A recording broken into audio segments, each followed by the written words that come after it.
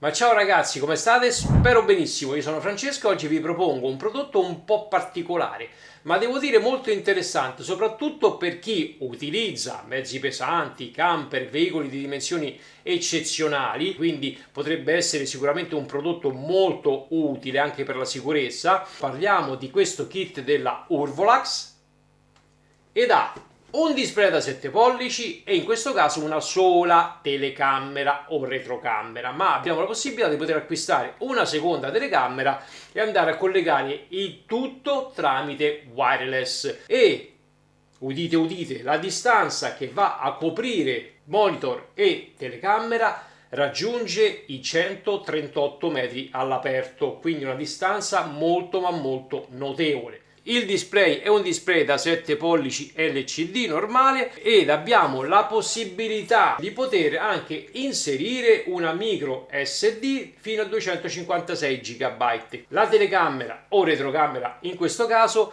registra filmati fino in 1080p, quindi Full HD, ha un angolo di visuale da 170 gradi e ovviamente è impermeabile ed ha 18 LED infrarossi per poter andare a inquadrare anche le zone d'ombra. Il kit in questione può essere alimentato da 9 volt fino a 36 volt, quindi vedete un range molto ampio. Ed in ultimo possiamo abilitare o disabilitare le linee guida se andiamo a collegare la sola telecamera come una sorta di retrocamera di parcheggio. Poi come al solito qua sotto nella descrizione del video vi lascio tutti i link di riferimento per andarvi a vedere le caratteristiche complete del kit e per chi vorrà acquistarlo. Detto questo, andiamo a vedere subito il contenuto di questo kit, vediamo cosa c'è al suo interno e poi andiamo nella mia Nissan Qashqai. Raga, ho solo quella di macchina, quindi andiamo a vedere se effettivamente è molto semplice l'installazione, la configurazione e l'utilizzo di questo prodotto della Urvolax.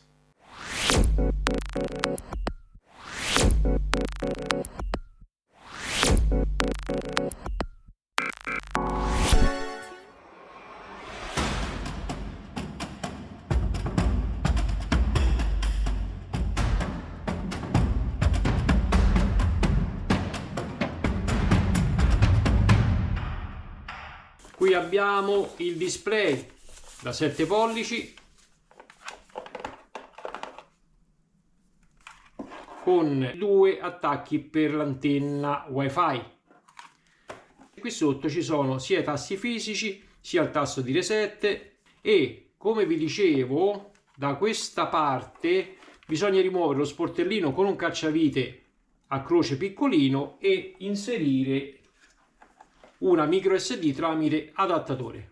Attacco accendi sigari con pulsantino on off, cavetto per andare a collegare la telecamera, 3 antenne wifi, altro cavetto, quindi uno più lungo, uno più corto, un giravite a croce piccolino e qui abbiamo una serie di accessori, una base biadesiva, la cornice che si mette intorno al display per andare a eliminare eventuali riflessi del sole e questa è la staffa in metallo per collegare il display, un altro biadesivo per collegare la staffa e questa è la telecamera. Qui dietro ha l'attacco per l'antennina wifi e l'attacco per l'alimentazione, tutta in metallo, e questi sono i 18 LED che vi dicevo all'inizio. Cos'è questo? È sempre per collegare il display. Quindi abbiamo la possibilità sia di utilizzare questa staffetta con biadesivo da mettere sul cruscotto e poi andare a fissare il display o andare a utilizzare questa qui tramite le 2 viti laterali. Quindi dipende dalle vostre esigenze dove volete installare questo monitor. Non abbiamo nient'altro. Ok. E poi richiudiamo lo sportellino. Ecco qua. Micro SD inserita. Fatto ciò, andiamo a mettere le 2 antenne per il wifi.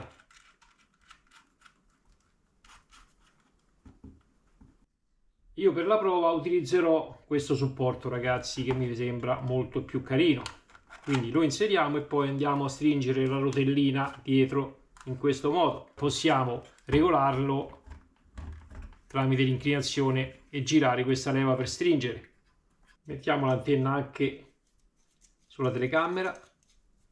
Per collegare il cavetto, ragazzi, bisogna inserire e poi ruotare e far combaciare queste due linguette sulle fessure, vedete? Quindi va inserito e ruotato.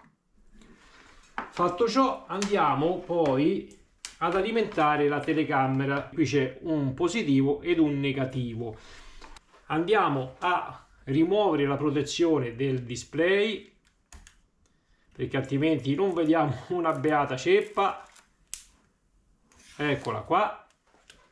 E vado ad alimentare il display tramite un power bank. Quindi collego lo spinottino per l'accendisigari, accendo il power bank e spingo il pulsantino per accendere.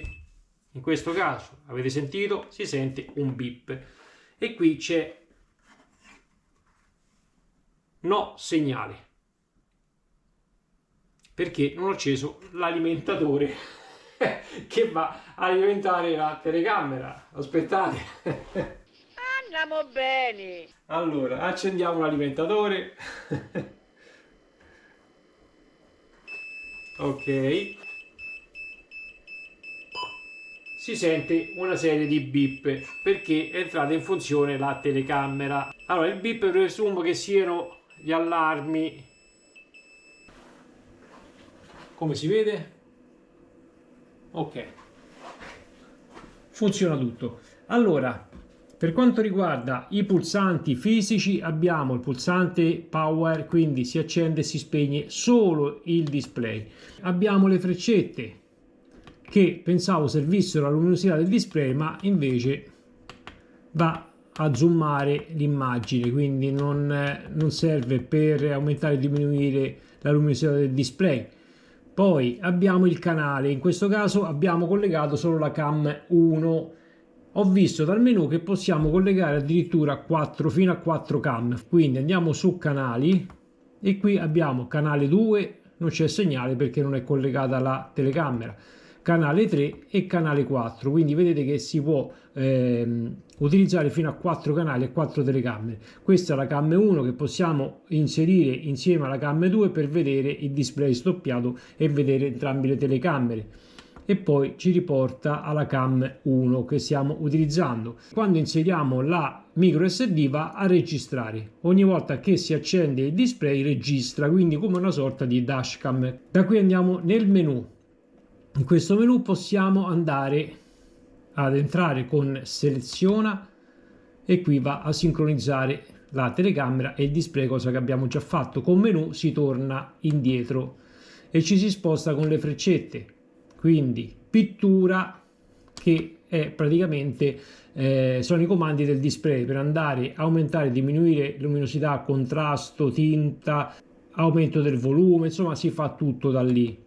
Poi ci spostiamo e andiamo con specchio immagine. Qui possiamo andare ad impostare le opzioni della telecamera, di visuale della telecamera, e poi andiamo su mode e qui abbiamo la possibilità, vedete, di selezionare 2 telecamere, 4 telecamere in questo modo, cioè 3 telecamere, quindi una grande e 2 piccole sotto, 4 telecamere. Qui abbiamo le impostazioni del sistema, quindi abbiamo la data e ora, abbiamo la possibilità di attivare e disattivare le linee guida, in questo caso sono state disattivate, e poi abbiamo la possibilità di abilitare, vedete, fino a 4 telecamere. Il menu ogni volta ovviamente si scollega se rimaniamo per troppo tempo, e qui abbiamo la possibilità di selezionare la lingua del dispositivo. Con menu si torna indietro, installazione di camera, andiamo a vedere cosa c'è, e cam 1, cam 2, cam 3 e cam 4 on perché è l'unica installata. Poi andiamo su registra, entriamo con selezione. Qui vedete io ho impostato on, possiamo impostare on off, quindi se registrare o meno, e poi abbiamo la scrivere sulla SD e qui andiamo a formattare la SD. La prima cosa che ci chiede quando andiamo ad inserire la SD è di formattarla, altrimenti non registra. E in ultimo possiamo andare a vedere i filmati che sono stati registrati. Entriamo e qui andiamo con sempre seleziona, ci spostiamo poi nella cartella, selezione, qui sono tutti i filmati che sono stati registrati. Andiamo a vedere qualcuno di questi. Vediamo l'ultimo, seleziona,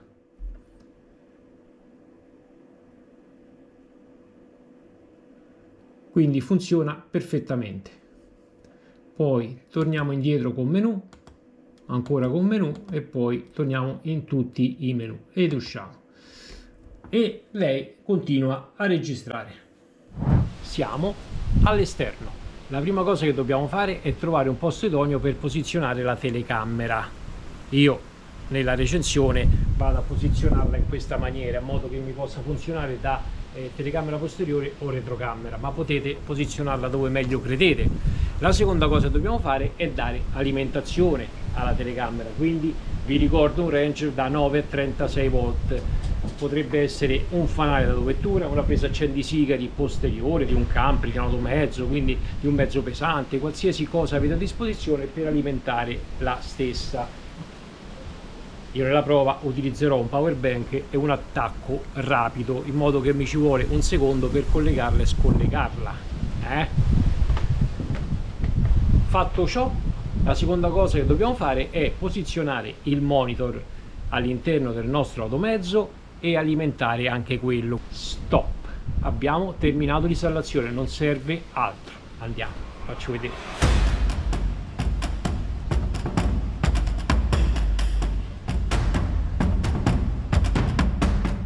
Posizioniamo il monitor, inseriamo la presa accendisigari, schiacciamo il pulsante su on, accendiamo l'autovettura,